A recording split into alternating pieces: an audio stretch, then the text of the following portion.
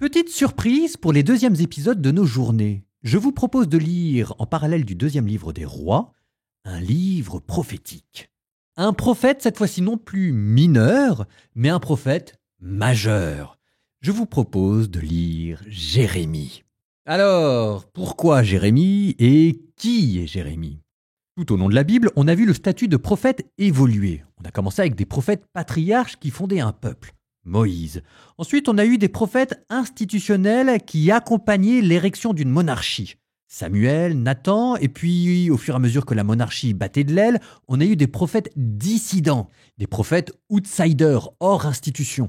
D'abord quelques petites anecdotes, un prophète qui se fait manger par un lion, puis des cycles entiers, Élie et maintenant le cycle d'Élisée que nous commençons.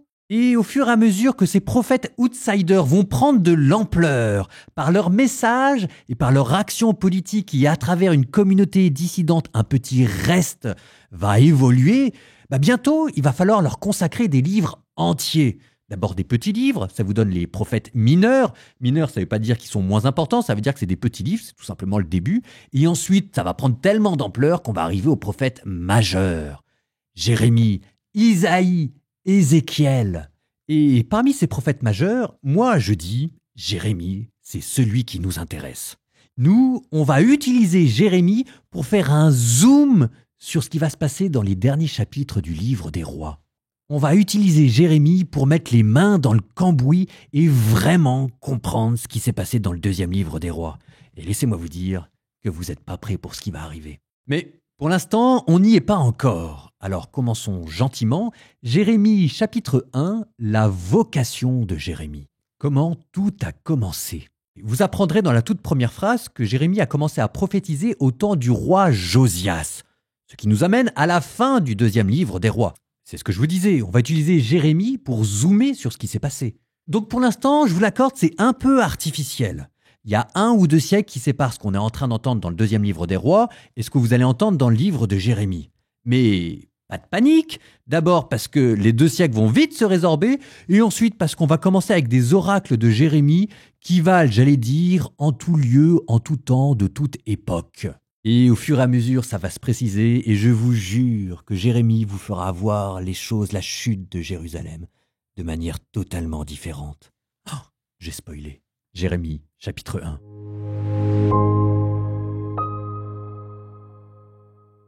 Parole de Jérémie, fils de Helkias, l'un des prêtres qui était à Anathoth au pays de Benjamin. La parole du Seigneur lui fut adressée au temps de Josias, fils d'Amon, roi de Juda, la 13e année de son règne. Puis, au temps de Joachim, fils de Josias, roi de Juda, jusqu'à la fin de la 11e année de Sédécias, fils de Josias, roi de Juda, jusqu'à la déportation de Jérusalem au 5e mois. La parole du Seigneur me fut adressée. Avant même de te façonner dans le sein de ta mère, je te connaissais.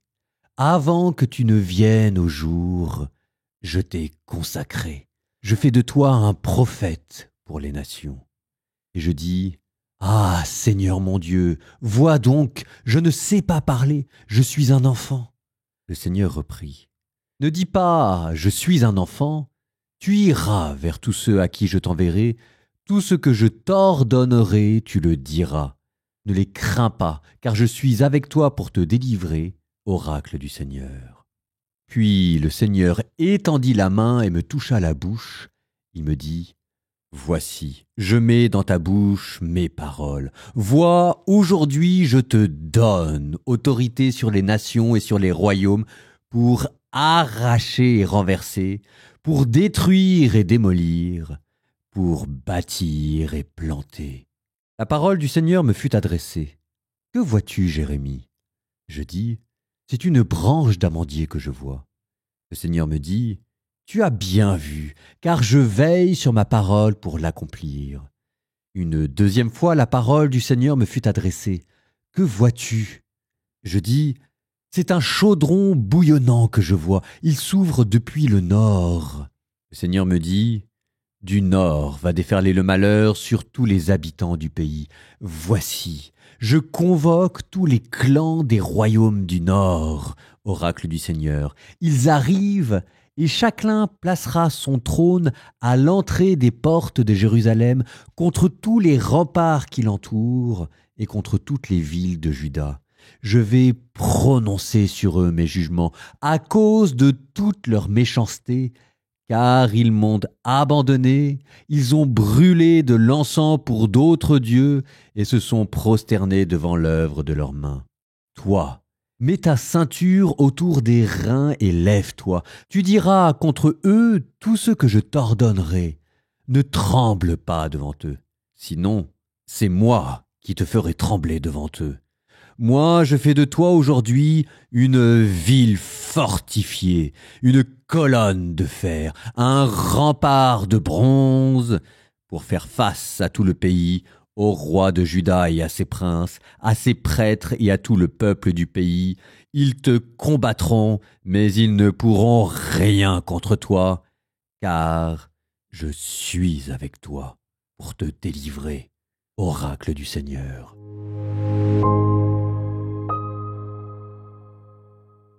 Au cours de ce chapitre, je reviens sur la toute première phrase. On vous a dit que Jérémie est prophétisé au temps des derniers rois de Juda, Josias, Sédécias. On vous a aussi dit qu'il venait de la ville d'Anathoth. Pour vous, c'est peut-être un détail, mais pour Jérémie, ça voulait dire beaucoup de choses. Anathoth, c'est une ville bien connue. Située à quelques kilomètres seulement de Jérusalem, Jérémie a donc grandi à l'ombre des murailles de la capitale. Et Anathoth, c'est aussi une ville dont on avait déjà parlé. Souvenez-vous. Élie, pas le prophète Élie, le prêtre Élie, dans le premier livre de Samuel, celui qui avait fait n'importe quoi avec l'arche de l'Alliance et que Dieu avait maudit, c'est dans cette ville à Anathoth que Salomon a exilé ce qu'il restait de sa lignée sacerdotale. Et c'est ainsi que l'on réalise que Jérémie est un prêtre issu d'une famille sacerdotale maudite exilée à Anathoth. Ce qui explique probablement en partie sa psychologie d'écorché vif, son caractère ultra sensible et déchiré, au point d'ailleurs que le livre de Jérémie va être un immense recueil de lamentations qui va vous donner un nom en français, faire des jérémiades. Alors, maintenant, reprenons ce récit de vocation. Et peut-être que parmi vous, il y en a qui sont en train de discerner des vocations. Ça vous donnera peut-être d'ailleurs quelques critères pour apprendre à discerner ce qu'il se passe dans votre propre vie. Enfin, quand même, ce verset extraordinaire. Avant que je t'eusse formé dans le ventre de ta mère, je te connaissais, je t'ai consacré, je t'ai établi. Enfin, on entend ça, on se met à pleurer. Ça s'appelle une vocation. Ça veut dire que Dieu nous attendait. Il nous aimait pour vivre avec nous avant même que nous ne naissions. Alors maintenant, Jérémie est appelé à quoi ? Je t'établis prophète des nations. Ça, dans le livre des rois, ça nous rappelle que les prophètes ne sont pas là pour cautionner le petit provincialisme religieux qui est en train de s'installer à Jérusalem, mais qu'il y a une mission plus large. Dieu est le Dieu qui règne sur la terre entière. Et c'est à eux qu'il faudra prêcher aussi. Mais nous, dans notre propre récit de vocation, dans notre propre vie, ça nous rappelle qu'il y a aussi toujours ces deux éléments.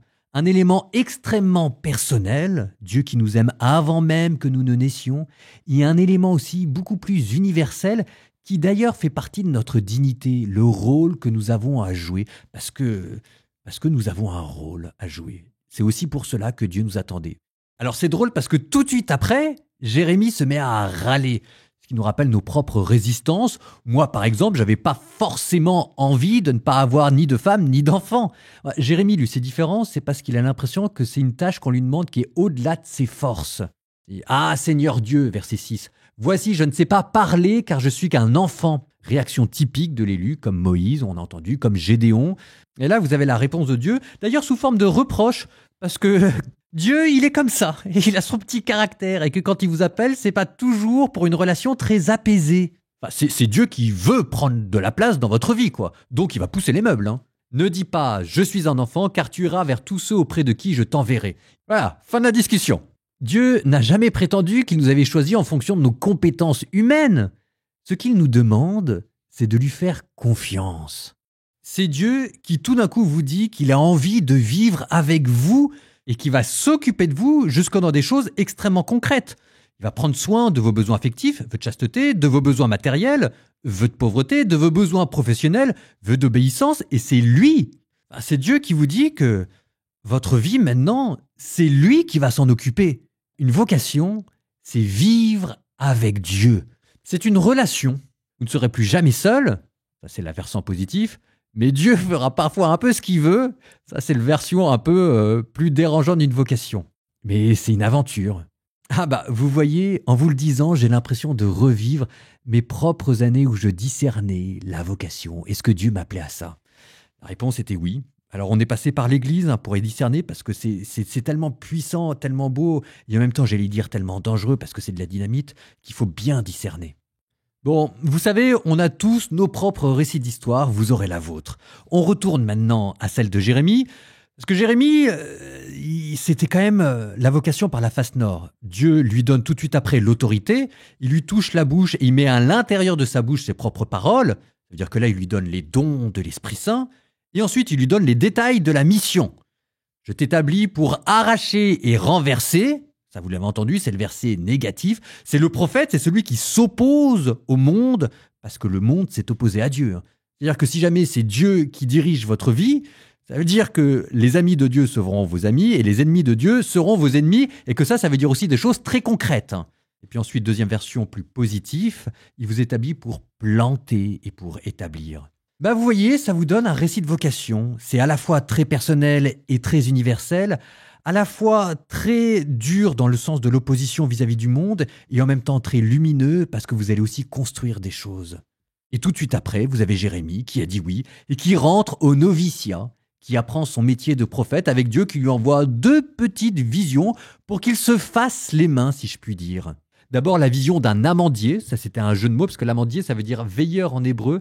C'est le premier arbre qui refleurit au printemps. Et vous aviez ensuite une deuxième vision, celle d'un chaudron tourné vers le nord.